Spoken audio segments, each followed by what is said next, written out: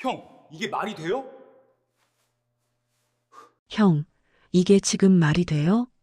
민우야, 지금은 얘기하기 싫어. 아니, 형이 그렇게 나오면 저는 어떡해요? 태준의 손이 멈췄다. 장갑을 벗어던지는 소리가 좁은 탈의실에 울렸다. 민우의 목소리는 여전히 뒤에서 뭔가를 외치고 있었지만 그의 귓가엔 이미 아무것도 들리지 않았다. 그저 먹먹한 공기만이 폐 깊숙이 들어차는 기분이었다. 출동복을 벗어 사물함에 던져 넣으며 태주는 거울에 비친 자신의 얼굴을 마주쳤다. 눈밑은 까맣게 그늘져 있었고 입술은 바짝 말라 있었다. 언제부터였을까? 자신이 이렇게 지쳐 보이기 시작한 게. 거울 속 남자는 분명 자신이었지만 동시에 너무도 낯선 누군가처럼 느껴졌다. 탈의실 밖으로 나오자 복도는 어느 때처럼 소란스러웠다. 누군가는 웃고 있었고 누군가는 다음 출동을 준비하며 장비를 점검하고 있었다. 일상적인 풍경. 태준에게도 한때는 너무나 익숙했던 광경이었다. 하지만 지금 그 모든 것이 마치 투명한 유리병 너머의 일처럼 느껴졌다. 소방대 생활 7년 차. 태주는 누구보다 성실한 대원이었다. 위험한 현장에서도 침착함을 잃지 않았고 후배들에게는 믿음직한 선배였으며 상관들에게는 의지할 수 있는 인력이었다. 그렇게 달려왔다. 쉬지 않고 멈추지 않고 누군가 도움을 요청하면 언제든 달려갔고 밤을 새워 출동해도 다음날 아침이면 어김없이 훈련장에 서 있었다.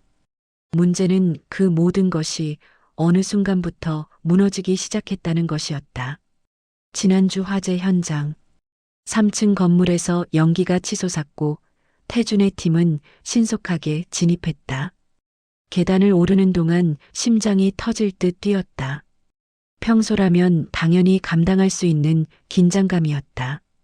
하지만 그날은 달랐다. 손이 떨렸고 호흡이 가빠졌으며 시야가 흐릿해졌다. 정신을 차렸을 때 그는 복도 한가운데 주저앉아 있었다.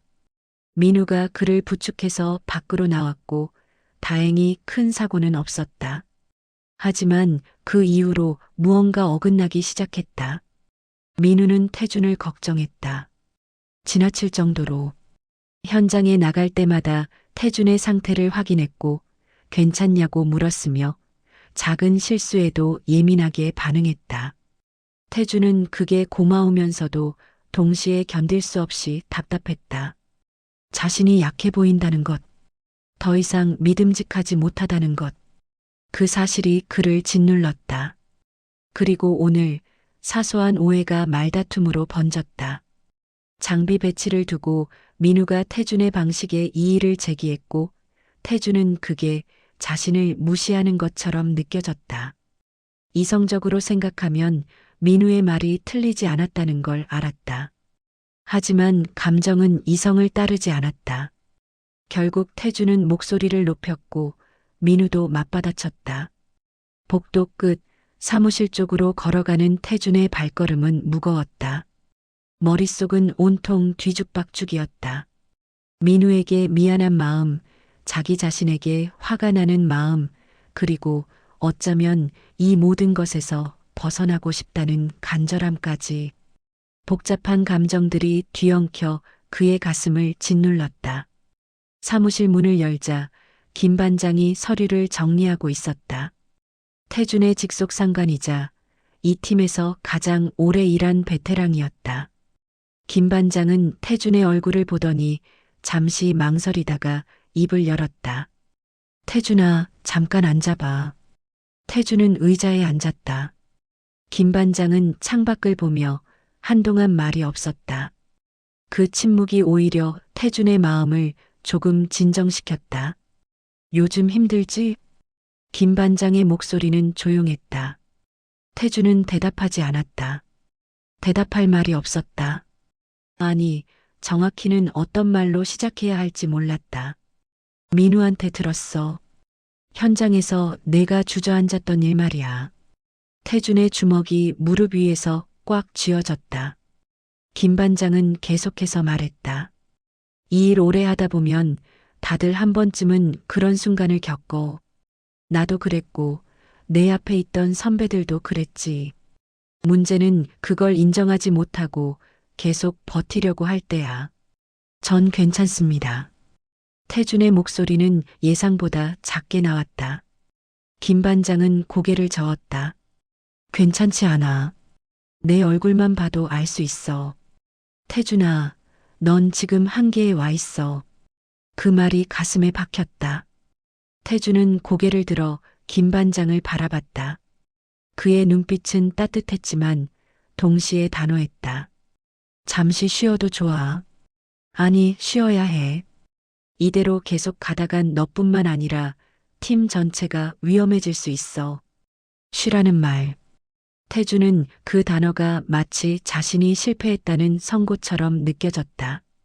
하지만 동시에 어딘가 깊은 곳에서는 안도감이 밀려왔다. 누군가 자신에게 멈춰도 된다고 허락해 준 것 같았다. 그날 밤 태주는 자신의 작은 원룸에 홀로 앉아 있었다.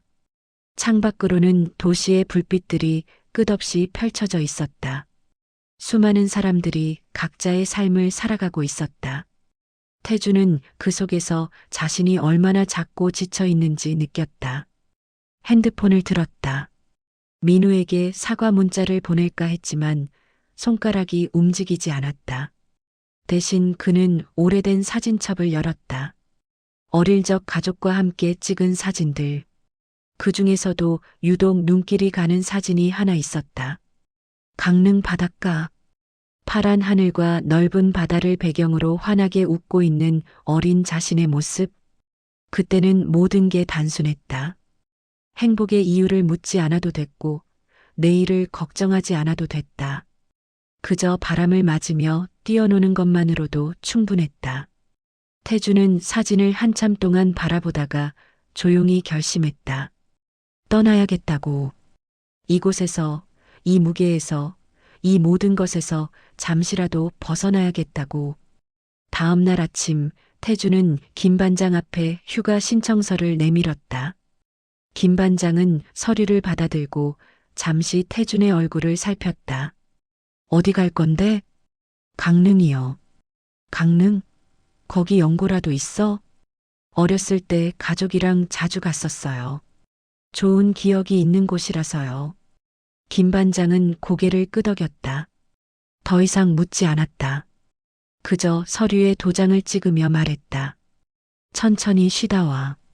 급할 거 없어. 태주는 짐을 쌌다. 많지 않았다.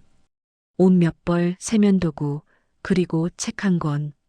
떠나기 전날 밤 민우에게서 전화가 왔다. 형, 제가 너무 심했죠? 민우의 목소리는 조심스러웠다. 태주는 한숨을 내쉬었다. 아니야. 내가 예민했어. 미안해. 형이 쉬러 간다고 들었어요. 언제 떠나세요? 내일 아침. 잠시 침묵이 흘렀다. 민우가 다시 입을 열었다. 형, 푹 쉬고 오세요. 제가 여기 잘 지킬게요. 태주는 웃음이 나왔다. 민우는 여전히 자신을 걱정하고 있었다. 그래, 믿을게. 전화를 끊고 태주는 창밖을 바라봤다. 내일이면 이곳을 떠난다. 얼마나 있다 돌아올지는 모르겠지만 지금은 그저 떠나는 것만으로도 충분했다. 강릉행 기차는 아침 일찍 출발했다. 창밖으로 스쳐 지나가는 풍경들은 점점 도시의 빌딩 숲에서 벗어나 푸른 들판과 산으로 바뀌어 갔다. 태주는 이어폰을 끼고 조용한 음악을 들으며 풍경을 바라봤다. 마음 한편이 조금씩 가벼워지는 것 같았다. 강릉역에 내렸을 때 바다 냄새가 코끝을 스쳤다. 짠내음. 오랜만에 맡는 그 향기는 어린 시절의 기억을 불러왔다. 태주는 가방을 메고 천천히 바닷가 쪽으로 걸어갔다. 목적지는 정해져 있지 않았다. 그저 발길 닿는 대로 마음이 이끄는 대로 걸었다. 골목길을 돌고 돌아 태주는 작은 게스트하우스 앞에 섰다. 바람의 집이라는 소박한 간판이 걸려 있었다. 낡았지만 따뜻해 보이는 건물이었다. 문을 열고 들어서자 나무 향기가 반겼다. 작은 카운터 뒤에 한 여자가 서 있었다. 그녀는 태준을 보더니 부드럽게 미소 지었다. 어서 오세요. 태준은 잠시 망설이다가 물었다. 방 있나요? 네, 있어요. 며칠 묵으실 건가요? 글쎄요, 아직 정하지 못했어요. 여자는 고개를 끄덕였다. 더 이상 묻지 않았다. 그녀는 열쇠를 건네며 말했다. 2층 끝방이에요. 바다가 보이는 방이에요. 태주는 열쇠를 받아들고 계단을 올랐다. 방은 작았지만 깨끗했다. 창문을 열자 시원한 바람과 함께 파도 소리가 들려왔다. 태주는 침대에 가방을 내려놓고 창가에 섰다. 저 멀리 푸른 바다가 끝없이 펼쳐져 있었다. 얼마나 그렇게 서 있었을까? 노크 소리가 들렸다. 문을 열자 아까 그 여자가 쟁반을 들고 서 있었다. 따뜻한 차 한 잔이 놓여 있었다. 드세요. 긴 여행하셨을 것 같아서요. 태주는 쟁반을 받으며 고마움을 표했다. 여자는 다시 미소 지으며 돌아섰다. 태주는 차를 마시며 생각했다. 이곳에서 잠시 머물러도 괜찮을 것 같다고. 다음 날 아침 태주는 일찍 눈을 떴다. 오랜만에 꿈 없이 깊이 잠든 밤이었다. 몸이 한결 가벼웠다. 아래층에서는 고소한 커피 향기가 올라왔다. 1층 공용 공간에 내려가자 어제 그 여자가 커피를 내리고 있었다. 그녀는 태준을 보며 인사했다. 잘 주무셨어요? 네, 오랜만에 푹 잤어요. 다행이네요. 커피 드실래요?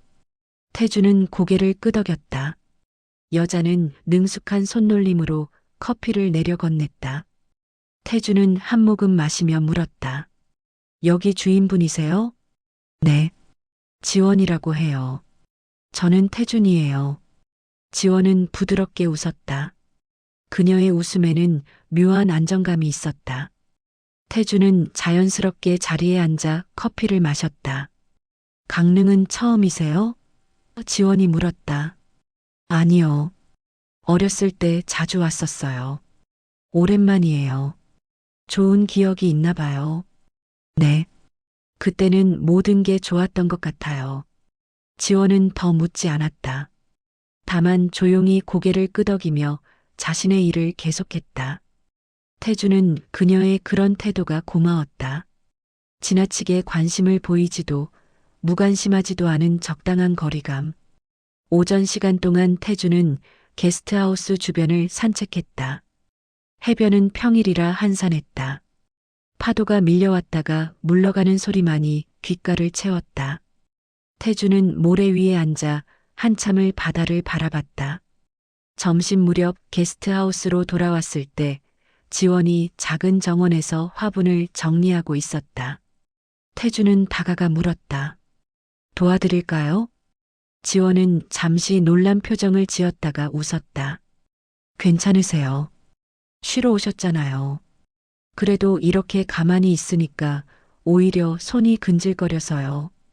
지원은 잠시 생각하더니 장갑 한 켤레를 건넸다. 그럼 저쪽 화분들 옮기는 거 도와주실래요? 태주는 장갑을 끼고 화분을 옮기기 시작했다. 단순한 작업이었지만 마음이 차분해졌다. 복잡한 생각 없이 몸을 움직이는 것만으로도 위안이 되었다. 작업을 마치고 지원이 차가운 보리차를 건넸다.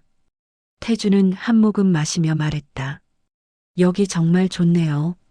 조용하고. 그래서 이곳을 선택했어요. 사람들이 와서 쉬어갈 수 있는 곳을 만들고 싶었어요.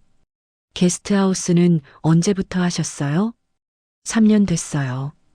처음엔 막막했는데 이제는 이게 제 일상이 됐네요. 지원의 목소리에는 잔잔한 만족감이 묻어났다. 태주는 그녀를 보며 생각했다. 자신도 언젠가 이렇게 담담하게 자신의 삶을 말할 수 있을까? 저녁이 되자 지원이 간단한 식사를 준비했다. 태준도 함께 식탁에 앉았다. 된장찌개와 김치, 그리고 구운 생선. 소박하지만 정성이 느껴지는 식사였다. 잘 먹겠습니다. 태주는 한 숟가락 떠서 입에 넣었다. 따뜻한 국물이 목을 타고 내려갔다. 오랜만에 제대로 된 밥을 먹는 기분이었다. 맛있어요. 다행이네요. 거창한 건 아니지만요. 아니에요. 이런 게 제일 좋아요. 식사를 마치고 태주는 설거지를 도왔다. 지원은 처음엔 말렸지만 태준의 고집에 웃으며 허락했다. 둘은 함께 설거지를 하며 소소한 이야기를 나눴다. 그날 밤 태준은 방에 누워 천장을 바라봤다. 마음이 한결 가벼웠다. 이곳에서 조금 더 머물고 싶다는 생각이 들었다. 그리고 지원이라는 사람에 대해서도 더 알고 싶어졌다. 사흘째 되는 날 태준은 아침 산책을 나갔다. 해변을 따라 걷다 보니 작은 방파제가 나타났다. 그곳에 한 노인이 앉아 바다를 바라보고 있었다. 태주는 조심스럽게 다가가 인사했다. 안녕하세요. 노인은 고개를 돌려 태준을 보더니 온화하게 미소 지었다. 앉게. 태주는 옆에 앉았다. 노인은 다시 바다를 바라보며 말했다. 여기 처음인가? 네. 오랜만에 왔어요. 쉬러 왔나 보구먼. 태주는 고개를 끄덕였다. 노인은 더 묻지 않았다. 한참 동안 둘은 말없이 파도 소리만 들었다. 저기 바람의 집에 묵고 계세요? 노인이 물었다. 네. 어떻게 아셨어요? 이 동네가 작아서 새 얼굴은 금방 눈에 띄지. 지원이가 운영하는 곳이지? 네, 맞아요. 착한 아이야. 힘든 시절을 견뎌낸 아이지. 태주는 조금 놀랐다. 지원에게 무슨 사연이 있는 걸까? 하지만 노인은 더 이상 말하지 않았다. 젊은 사람이 여기까지 와서 쉬어야 할 정도면 많이 힘들었나 보네. 노인의 말에 태주는 쓸쓸하게 웃었다. 티가 나나 봐요. 얼굴에 다 써 있어. 하지만 괜찮네. 사람은 누구나 멈춰 서야 할 순간이 있어. 중요한 건 그 순간을 어떻게 보내느냐지. 노인의 말은 무겁지 않았지만 태준의 가슴에 깊이 박혔다. 멈춰 서야 할 순간. 지금이 바로 그런 순간인 걸까? 전 소방대원이에요. 태준은 자신도 모르게 말을 꺼냈다. 사람들을 구하는 게 제 일이었어요. 그런데 요즘은 제가 구해야 할 사람이 저 자신인 것 같아요. 노인은 고개를 끄덕였다. 자기 자신을 구하는 게 가장 어려운 법이지. 하지만 자네는 이미 첫걸음을 뗐어. 여기 온 것 자체가 용기야. 태주는 바다를 바라봤다. 파도는 끊임없이 밀려왔다가 물러갔다. 지치지도 않고 멈추지도 않고. 저는 박노연이라고 하네. 이 동네에서 평생 살았지. 자네 이름은? 태준이요. 태준이.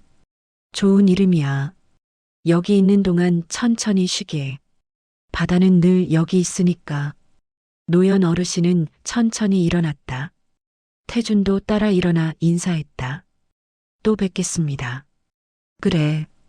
또 보세. 노연 어르신이 떠나고 태준은 다시 방파제에 앉았다. 마음 한편이 따뜻해졌다. 이곳 사람들은 묘하게도 자신에게 필요한 말들을 건네주었다. 게스트하우스로 돌아왔을 때 지원이 빨래를 널고 있었다. 태주는 다가가 물었다. 박노연 어르신 아세요? 지원은 웃으며 대답했다. 네. 우리 동네 어르신이세요. 만나셨어요? 방파제에서 뵀어요. 좋은 분이시네요. 저한테도 많이 힘이 되어 주셨어요. 제가 힘들 때마다 바다를 보러 가면 어르신이 계셨거든요. 태주는 지원의 얼굴을 보았다. 그녀의 눈빛에는 잔잔한 슬픔과 함께 강인함이 느껴졌다. 지원 씨도 힘든 시절이 있었나 봐요. 지원은 잠시 멈칫했다가 고개를 끄덕였다. 누구나 그런 시절이 있잖아요. 그녀는 더 이상 말하지 않았다. 태준도 더 묻지 않았다. 다만 서로의 침묵 속에서 무언가 통하는 것이 있음을 느꼈다. 그날 저녁 태준은 방에서 창밖을 바라보며 생각에 잠겼다. 이곳에 온 지 며칠 되지 않았지만 마음이 조금씩 회복되는 것 같았다. 노연 어르신의 말처럼 멈춰선 이 순간이 자신에게 필요했던 것일지도 몰랐다. 일주일이 지났다. 태주는 게스트하우스에서의 일상에 완전히 적응했다. 아침이면 산책을 나갔고 오전에는 지원의 일을 거들었으며 오후에는 바다를 보며 책을 읽었다. 단순하지만 평온한 시간들이었다. 어느 날 저녁 지원이 태준에게 물었다. 내일 시간 있으세요? 네, 왜요? 동네 어르신들이 바닷가에서 작은 모임을 하시는데 저도 가거든요. 같이 가실래요? 태주는 잠시 생각하다가 고개를 끄덕였다. 지원의 제안을 거절할 이유가 없었다. 다음 날 오후 둘은 함께 해변으로 향했다.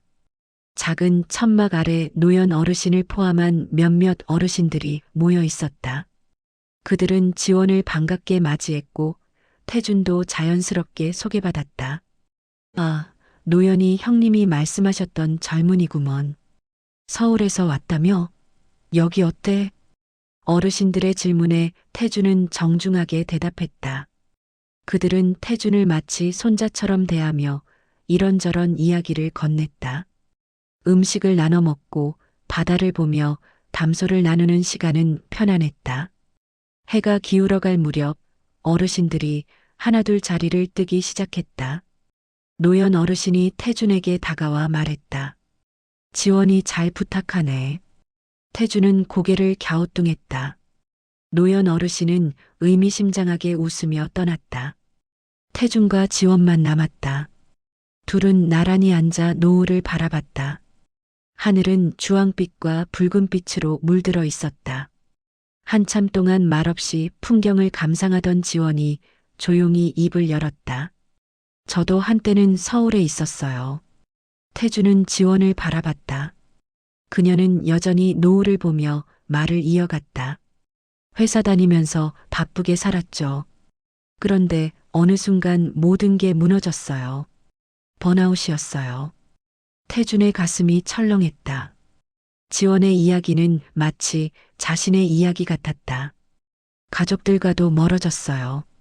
바쁘다는 핑계로 명절에도 제대로 내려가지 않았고 전화도 자주 하지 않았죠. 그러다 아버지가 편찮으셨을 때도 몰랐어요. 지원의 목소리가 조금 떨렸다. 태주는 조용히 들었다. 뒤늦게 알고 병원에 갔을 때 아버지는 괜찮다고 하셨어요.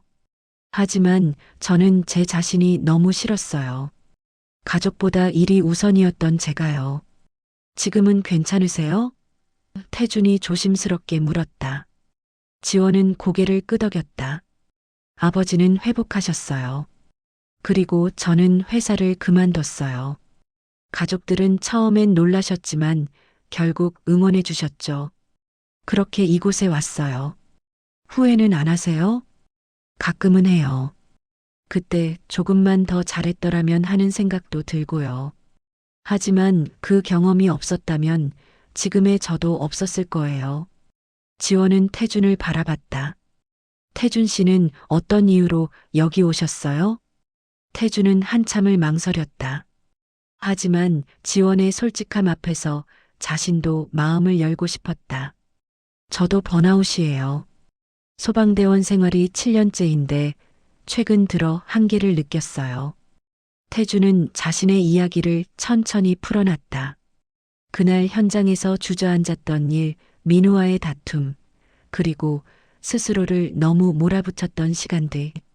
말하는 동안 가슴 한편이 시원해지는 것 같았다. 사람들을 구하는 게 제 일이잖아요. 그런데 정작 저는 저 자신도 구하지 못하고 있었어요. 그게 너무 부끄러웠어요. 지원은 고개를 저었다. 부끄러워할 필요 없어요. 누구나 한계가 있어요. 중요한 건 그걸 인정하고 도움을 받아들이는 거예요. 여기 와서 조금씩 나아지고 있어요. 지원 씨 덕분이기도 하고요. 지원은 부드럽게 웃었다. 저는 그저 쉴 수 있는 공간을 제공했을 뿐이에요. 회복하신 건 태준 씨 스스로예요. 둘은 다시 노을을 바라봤다. 해는 이제 거의 수평선 아래로 내려갔고 하늘은 보랏빛으로 물들었다. 파도 소리만이 고요한 공기를 채웠다. 지원 씨, 네. 이야기해 주셔서 고마워요. 저도요. 태준 씨 이야기 들으니까 제 과거가 떠올랐어요. 그때의 저를 이해할 수 있게 됐달까요? 태준은 지원의 옆모습을 바라봤다. 그녀는 강했다. 힘든 시간을 겪었지만 그것을 딛고 일어선 사람이었다. 태준도 그렇게 될 수 있을까? 밤이 깊어지자 둘은 게스트하우스로 돌아왔다. 현관 앞에서 지원이 말했다. 오늘 같이 있어 주셔서 좋았어요. 저도요. 오랜만에 마음 편하게 이야기 나눴어요. 푹 쉬세요. 내일 또 봬요. 태주는 방으로 올라가 침대에 누웠다. 마음이 한결 가벼웠다. 지원과의 대화는 단순한 위로를 넘어 서로를 이해하는 시간이었다. 그리고 그 이해 속에서 태주는 자신도 괜찮아질 수 있다는 희망을 발견했다. 열흘째 되는 날, 태주는 평소처럼 해변을 산책하고 있었다. 그런데 멀리서 익숙한 실루엣이 보였다. 태주는 걸음을 멈췄다. 설마 했지만 그 사람은 점점 가까워졌다. 형? 민우였다. 태주는 놀라움과 함께 복잡한 감정이 밀려왔다. 민우야, 어떡해. 김 반장님이 위치 알려주셨어요. 형 찾아왔어요. 민우의 얼굴에는 걱정과 미안함이 뒤섞여 있었다. 태주는 한숨을 내쉬며 근처 벤치로 민우를 이끌었다. 여기까지 왜 온 거야? 형이 떠난 이후로 계속 마음이 안 좋았어요. 그날 제가 너무 심했죠. 아니야. 내가 예민했어. 민우는 고개를 저었다. 아니에요. 형은 항상 저희를 챙기셨잖아요. 힘들어도 내색 안 하시고 누구보다 열심히 하셨고, 근데 저는 그걸 몰랐어요. 형이 얼마나 힘들어 하셨는지. 태주는 민우를 바라봤다. 후배의 눈에는 진심 어린 미안함이 담겨 있었다. 형 빈자리가 진짜 크더라고요. 현장 나갈 때마다 형이 있었으면 했어요. 형 목소리 들으면서 움직이는 게 익숙했는데 없으니까 불안하더라고요. 민우의 말에 태준의 가슴이 먹먹해졌다. 민우야. 네, 형. 미안해. 내가 너무 날 몰아붙였나 봐. 그러다 보니 너한테까지 짜증을 낸 것 같아. 아니에요. 형은 잘못 없어요. 둘은 한참 동안 말없이 바다를 바라봤다. 파도는 여전히 밀려왔다가 물러갔다. 여긴 어때요? 민우가 물었다. 좋아. 마음이 좀 편해졌어. 다행이네요. 형 얼굴 보니까 확실히 전보다 나아 보여요. 태주는 쓸쓸하게 웃었다. 그랬나? 네. 전에는 너무 지쳐 보이셨거든요. 민우의 말에 태주는 자신이 얼마나 한계에 몰려 있었는지 새삼 깨달았다. 형, 언제 돌아오실 거예요? 태주는 대답하지 못했다. 아직 확실하지 않았다. 돌아가고 싶은 마음과 두려움이 공존했다. 아직 모르겠어. 조금 더 있어야 할 것 같아. 그럼 천천히 쉬세요. 저희는 잘하고 있으니까요. 형 걱정은 하지 마시고요. 민우의 말이 위로가 됐다. 태주는 민우의 어깨를 두드렸다. 고마워. 뭐가요? 형한테 배운 게 얼마나 많은데요. 민우는 오후 늦게까지 태준과 함께 있었다. 둘은 해변을 걸으며 이런저런 이야기를 나눴다. 팀의 근황, 최근 출동 이야기, 그리고 소소한 일상들. 태주는 민우의 이야기를 들으며 자신이 속했던 곳이 그리워졌다. 저녁이 되자 민우는 돌아가야 한다고 했다. 버스 정류장까지 배웅하며 태준이 말했다. 민우야, 너 때문에 많이 생각하게 됐어. 무슨 생각이요? 내가 왜 이 일을 시작했는지, 그리고 나한테 이 일이 어떤 의미인지. 민우는 조용히 태준을 바라봤다. 형은 좋은 소방대원이에요. 지금 힘들어도 그건 변하지 않아요. 고마워. 그 말 듣고 싶었나 봐. 버스가 도착했다. 민우는 태준에게 마지막으로 인사하며 말했다. 형, 천천히 회복하시고 돌아오세요. 저희 기다릴게요. 그래. 잘 들어가. 버스가 떠나는 것을 보며 태준은 한참을 그 자리에 서 있었다. 민우의 방문은 예상치 못한 것이었지만 동시에 필요한 것이었다. 자신의 자리가 여전히 그곳에 있다는 것, 그리고 자신을 기다리는 사람들이 있다는 것.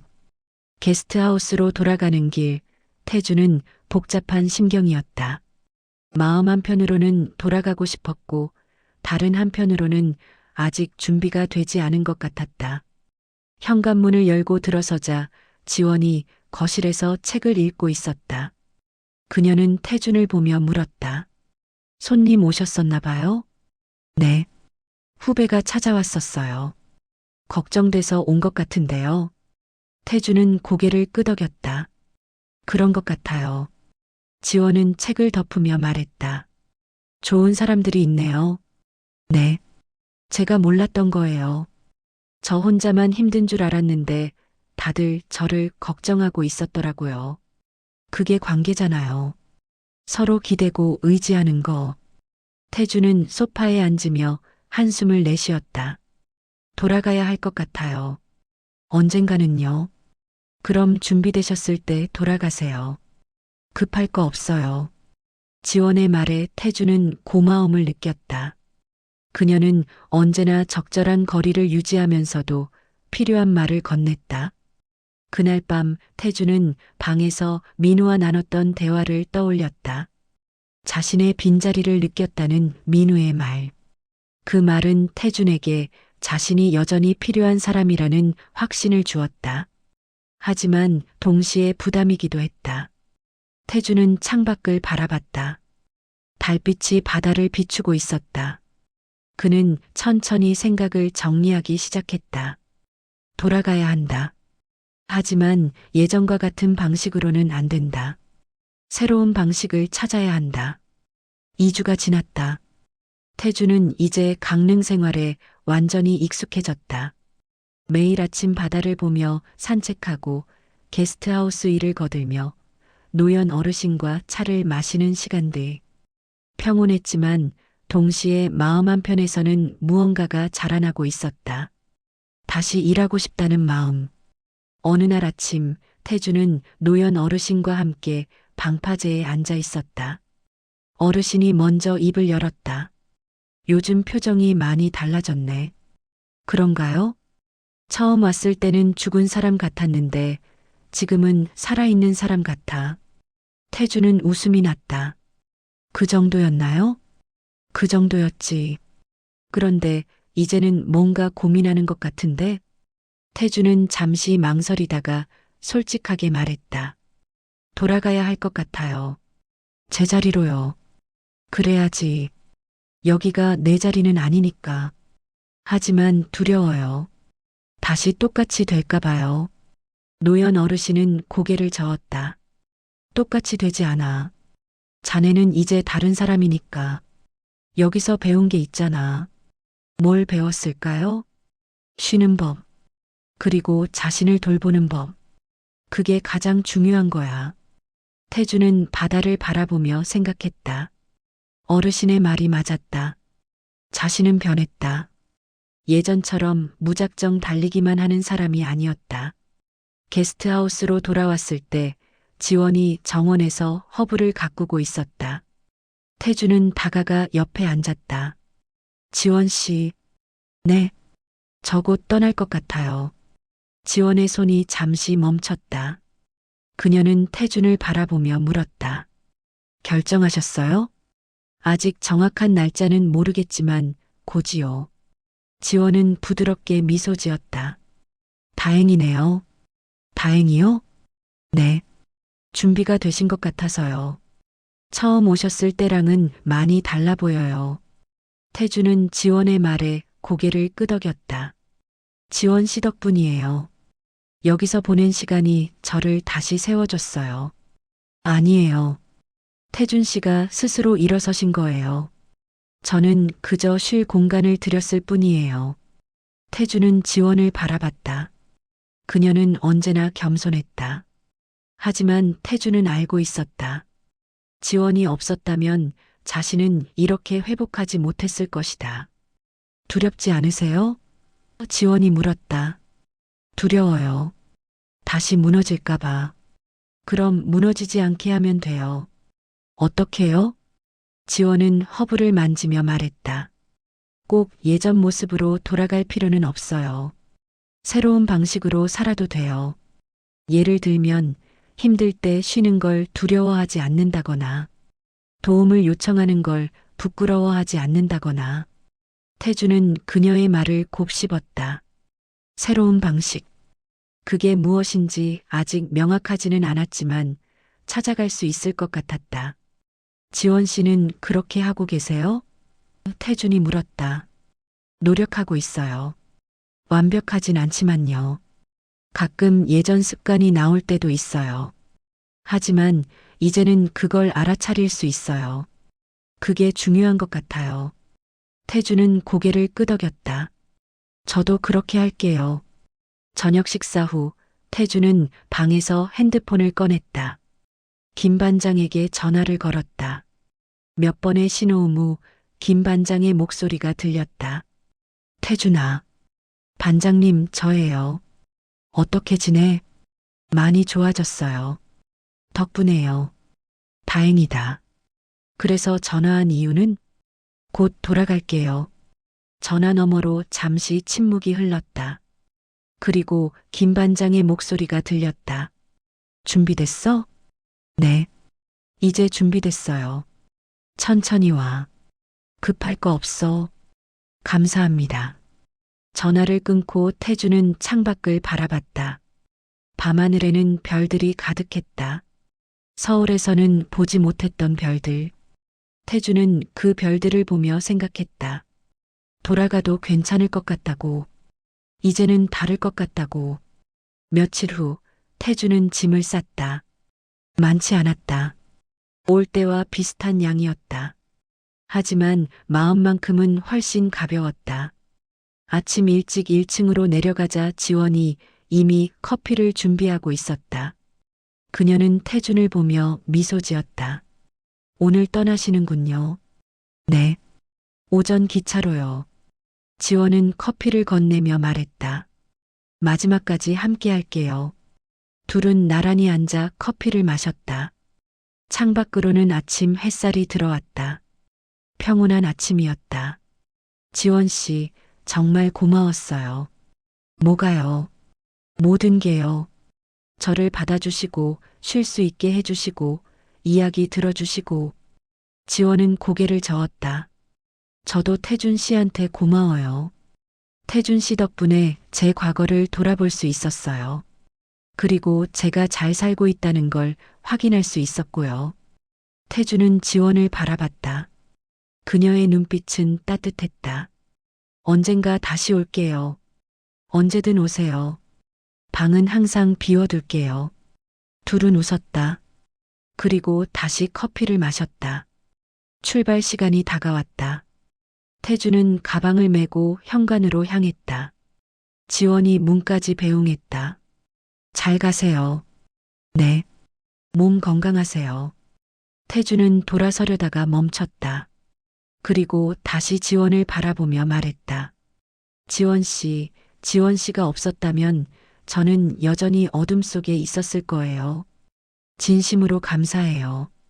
지원의 눈이 조금 촉촉해졌다.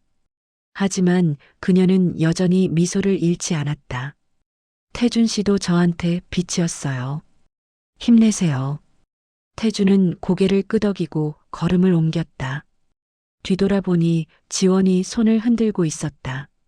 태준도 손을 흔들며 게스트하우스를 떠났다.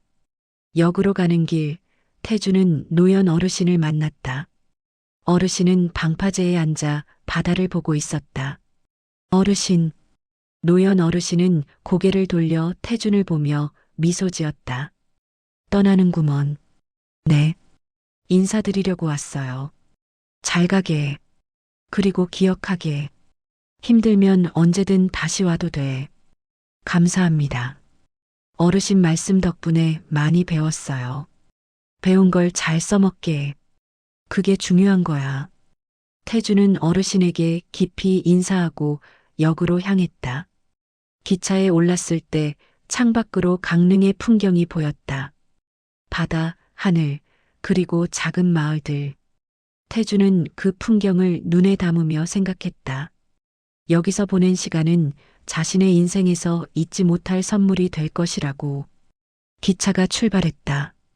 점점 멀어지는 강릉을 보며 태주는 마음속으로 다짐했다. 돌아가서 새로운 방식으로 살겠다고. 더 이상 자신을 몰아붙이지 않겠다고. 도움이 필요하면 요청하겠다고. 서울로 향하는 기차 안에서 태주는 창밖을 바라봤다. 풍경이 빠르게 지나갔다. 하지만 태준의 마음은 차분했다. 이제는 준비가 됐다. 돌아갈 용기가 생겼다. 서울역에 도착했을 때는 오후였다. 익숙한 도시의 소음과 분주함이 태준을 맞이했다. 하지만 예전과는 달리 그것이 압도적으로 느껴지지 않았다. 태준은 곧장 소방서로 향하지 않고 자신의 집으로 갔다. 짐을 풀고 샤워를 한 뒤 그는 창밖을 바라봤다. 서울의 하늘은 강릉만큼 푸르지 않았지만 그래도 괜찮았다. 핸드폰에 메시지 알림이 떴다. 지원이었다. 잘 도착하셨나요? 바람이 조금 차네요. 기억하고 있겠죠? 언제든 쉬고 싶으면 다시 와요. 태주는 미소 지으며 답장을 보냈다. 잘 도착했어요. 기억하고 있어요. 고마워요. 다음 날 아침 태주는 소방서로 출근했다. 건물 앞에 섰을 때 잠시 망설였다. 하지만 곧 심호흡을 하고 문을 열었다. 형? 민우가 달려왔다. 그의 얼굴에는 환한 미소가 가득했다. 돌아오셨어요? 그래. 돌아왔어. 팀원들도 하나둘 모여들었다. 그들은 태준을 반겼다. 김 반장도 사무실에서 나와 태준의 어깨를 두드렸다. 많이 좋아 보인다. 덕분입니다. 천천히 적응해. 무리하지 말고. 태준은 고개를 끄덕였다. 그날 오후 작은 출동이 있었다. 화재 경보였지만 다행히 오작동이었다. 현장에서 돌아오는 길 민우가 물었다. 형, 괜찮으세요? 응, 괜찮아. 그리고 정말로 괜찮았다. 예전처럼 심장이 터질 듯 뛰지도 손이 떨리지도 않았다. 다만 차분하게 자신의 역할을 했다. 저녁이 되어 태주는 사무실에 혼자 앉아 있었다. 창밖으로는 도시의 불빛들이 켜지기 시작했다. 핸드폰을 꺼내 강릉에서 찍었던 바다 사진을 봤다. 그때 김 반장이 들어왔다. 아직 있었구나. 네. 정리할 게 좀 있어서요. 김 반장은 태준 옆에 앉았다. 어때? 첫날. 좋았어요. 생각보다 편안했어요. 다행이다. 근데 태준아, 한 가지 부탁이 있어. 네. 앞으로 힘들면 말해. 혼자 끙끙 앓지 말고. 태준은 김 반장을 바라봤다. 그의 눈빛은 진심이었다. 그럴게요. 약속합니다. 집으로 돌아가는 길, 태준은 하늘을 올려다봤다. 별은 보이지 않았지만 달은 떠 있었다. 강릉에서 봤던 달과 같은 달이었다. 태준은 조용히 중얼거렸다. 응, 나를 다시 시작하게 해준 곳이니까. 그는 새로워진 마음으로 자신의 일상으로 돌아왔다. 이제 더 이상 두렵지 않았다. 쉴 수 있다는 것을 알았고 도움을 받을 수 있다는 것을 배웠으며 무엇보다 자신을 돌보는 법을 익혔다. 바람의 약속? 그것은 단순히 강릉으로 돌아가겠다는 약속이 아니었다. 자기 자신과의 약속이었다. 더 이상 자신을 함부로 대하지 않겠다는, 힘들 때는 쉬겠다는, 그리고 다시 일어설 수 있다는 믿음을 잃지 않겠다는 태준의 새로운 시작이었다.